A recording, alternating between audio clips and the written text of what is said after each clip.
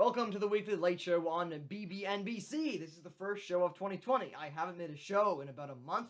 This past month has been really crazy. But I wrote a couple of shows, and none of the jokes that was written, like, let's say even a week ago, would fit in now. So this show, I have had to rewrite it a couple of times. So, on a separate note, when I was writing this show, I was looking at CNN, Google News, all the Fox News, all the news networks that I use to write the show. And as I normally do, I refresh the page of CNN and pump up the news that Hank Aaron had passed away. For anyone who doesn't know who Hank Aaron is, Hank Aaron was a civil rights icon and really an incredible baseball player. So, that was some really shocking news, and in tribute to Hank Aaron, I decided to compile a short, maybe 30-second to a minute montage of some of Hank Aaron's best moments. Here it comes. And there it goes. Hammerin' Hank hits a home run, and this one is special. The Braves hit it, clinched the pennant. They came close before, but this is it. The end of years of frustration. There's a mob scene on the field, and why not? Victory didn't come easy. A high fly ball to deep center, way back. That was going, and hits the flagpole right over the 410 marker. Peterson run scored. Aaron, long fly ball. That one is gone. Home run. Henry Aaron up on the screen.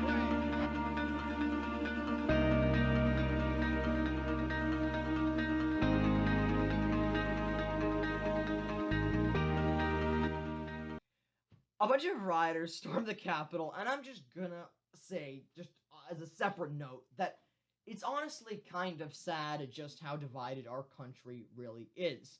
Although I am happy that the Democrats were able to take back the Senate with those two Georgia runoff victories, even though the Democrats won, when you just look at Georgia, there was never a close race. It was always either the Republicans won big in a county or the Democrats won big in a county. There was never a moment where it was like, I'm not sure who's going to win the district.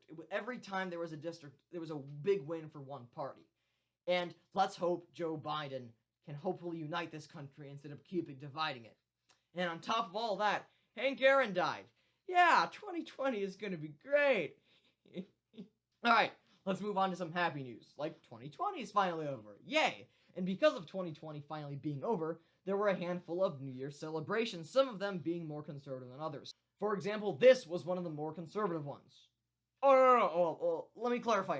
When I say conservative, I mean a massless group of people standing in line waiting to get their dose of COVID-19. Not like conservative, like small, but like Republican. Joe Biden did what any sensible person would do and rejoined the Paris Climate Agreement, because for whatever reason we weren't part of it. So,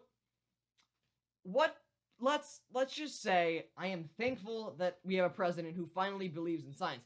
Because look, if we don't look at the data, if we don't look at things we know, how can we make decisions in the future if we're basing them off of things? That's like if in 20 years a president was like, yeah, COVID never existed, let's start from scratch. Always use things you know to make decisions. Just like when you cross the street, you probably look both ways just because from past experience you've heard that people have gotten hit by cars. So, let's hope Joe Biden will be a safe pedestrian and not a reckless one, like Donald Trump was. Awkward. There are the Bidens standing in the cold, waiting to be let into their new home, the White House. Everyone wondered what was going on. Why were the doors shut? Well, now we know. The chief usher who was supposed to open the door was fired. Wait.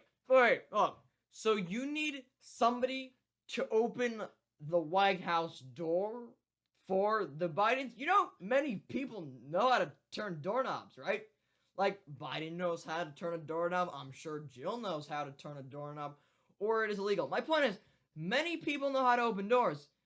Also, what I think really happened is that Donald Trump just didn't give the key to Joe Biden. I bet Donald Trump's somewhere on a golf course like, oh my god, hey, look at this, they stole the election from me, and I stole the key, haha, we're even now, see, you can't get in your house, I get to keep the key, if you want the key, you're gonna have to come get it for me, and I'm not gonna give it to you, okay, so, guess what, I have the key, I won, you lost. Well, luckily they were able to open the door. CNN wrote an article that says that there is a, quote, loophole for people traveling between the United States and Canada. So I got curious and read the article, which is a mistake for CNN, but I did, and the article is pretty much saying that you can fly to Canada and back to the US. That's it. That's pretty much what the article says. What the heck? That was literally on the front page of the CNN World section. The fact that you can now fly from America to Canada and back. Now, I get why CNN doesn't understand travel. Like, CNN thinks that the, quote, most ideal place to travel in 2021 was Antarctica. I don't think CNN knows who reads CNN. I honestly don't think CNN knows. But if you are heading to Antarctica for fun, you better not have gotten that idea from CNN. I just can't see someone be like, where should we go? I don't know where to go. How about we read CNN? Oh, I see what they say. They tell us that we should go to Antarctica. Today's trip is starting early. Seriously, CNN. No one asked you for travel advice, and I hope no one ever will. USA! New tonight, a flight full of Arizonans returning from the D.C. rallies and riots nearly kicked off their plane. The pilot saying this to these passengers. Keep it quiet or we'll kick you off in Kansas City. Well, that didn't happen, and the group eventually did return to Phoenix. ABC 15's Zach Crenshaw speaking with passengers. My one question is, why does the pilot want to drop them off in Kansas? So they'll be comfortable as Trump supporters? If you want people to wear masks, then tell them that if they don't, you'll drop them off at the homeless center in Portland, Oregon. Then those Trump supporters will put those masks on real quick. The United States is trying to speed up vaccine rollout, and how, you might ask? They are thinking of giving people half doses of the vaccine because it, quote, speeds up their process. Right, and of course the dude responsible for this is saying that they saw very small differences in people that got the full dose of the vaccine and people that got the smaller dose. I can only assume that the difference between the people was that the full vaccine didn't give them COVID, while the one with half vaccine is currently lying in Cemetery Park in Connecticut. Yeah, but same difference. I have stopped trusting the government when it comes to pandemics, since at the beginning of the pandemic they told us not to wear masks because they, quote, didn't do anything. Now we are finding out that they definitely make a difference, so put that mask on. Although half doses might be better for the majority of population, if I'm gonna get a piece of metal shoved into my arm, it better guarantee that I'm safe from the virus. Nancy Pelosi and officials have impeached Donald J. Trump for the second time, and now they're saying that Trump will probably get acquitted because they don't have enough Republicans to actually boot him out of office and make it so he can't run for public office again. Our report says that presidents aren't allowed to do many things when they leave office. For example, they aren't allowed to drive on the road, they can't talk bad things about previous presidents, they have to have their own library. Also, after serving the country, now they can't live without many men in dark suits around them at all time. For one thing that definitely should not be allowed to do is whatever this guy is going to try to do in 2024. So please, don't run. It's pretty hard to realize just how bad the pandemic really is when you have a bunch of raccoons storming the Capitol. But believe me, it's still going through the roof.